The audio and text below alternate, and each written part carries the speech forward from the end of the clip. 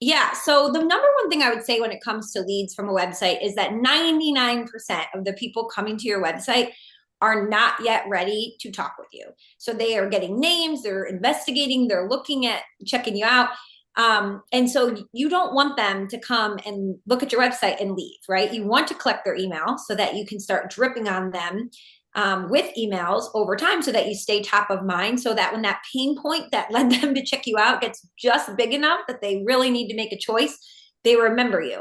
And so the way to do that is to have something really compelling that they want to give their email up for in the first place. So something like the top 5 biggest retirement mistakes we see people make, right?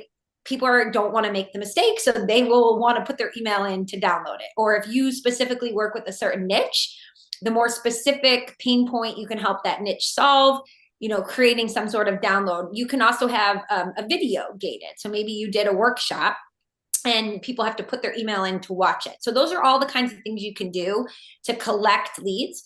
But then you also want to have a really good, what we call primary call to action. So those are all secondary. Those are for the people not yet ready.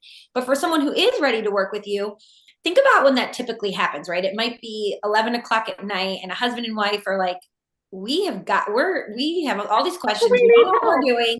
You're retiring from your company and we got this 401k balance. And like, what are we doing?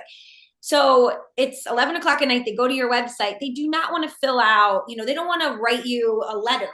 They just want to book a time to meet with you and talk about it in person. So I really am a huge advocate for having a calendar widget right on your website so someone can just book a time and then they can explain everything when they come to that meeting. And so we've seen really great success in conversion rates for people who put the calendar widget in versus making someone fill out a bunch of information.